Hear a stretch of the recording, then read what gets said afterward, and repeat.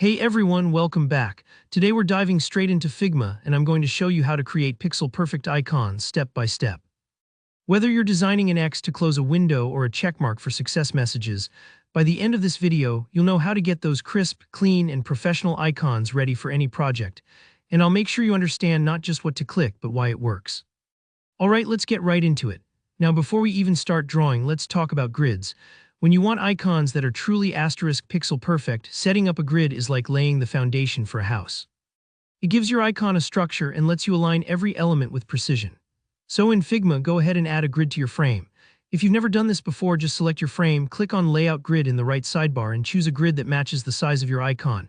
For example, an 8x8 or 16x16 grid works great for small icons. This invisible guide will make your life so much easier and save you from blurry or uneven edges later on. Let's start with our X icon. For something that seems so simple, there's a little art to it.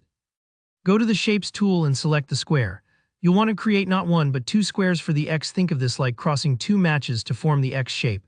Arrange your first square and then duplicate it. Now here's the essential bit. Rotate both squares so they overlap diagonally and form that classic X.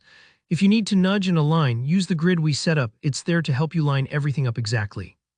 Next, select both squares and group them together so they move as a unit. At this point, color them black to give your icon that bold look, but feel free to experiment with any color that matches your brand. Now comes the detail that makes a good icon into a great one, the corners. Select your grouped X and add a small curve to the edges. In Figma, you can do this by tweaking the corner radius in the Properties panel. This softens the sharpness just a little, making your icon look friendlier and easier on the eyes.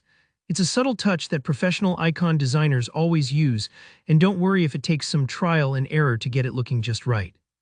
Moving on to the checkmark. This one combines a few different tools. Start by adding a circle shape and, like before, color it black. The circle becomes the background for your checkmark, making it pop visually and giving it that finished, polished appearance. Next, are you ready for a little drawing? Grab the pen tool, click once for the starting point, then click again to draw the first leg of the check and a third time for the tick part.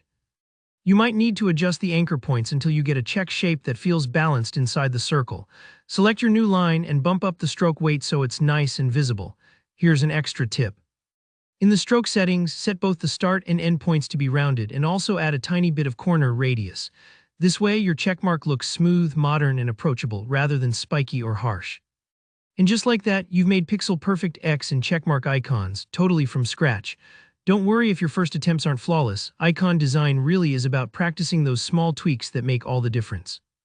If this walkthrough helped you out, please hit that like button. It really supports the channel. Drop any questions or share your creations in the comments. I love seeing what you come up with. And of course, don't forget to subscribe for more hands-on Figma tutorials. Thanks for watching and happy designing.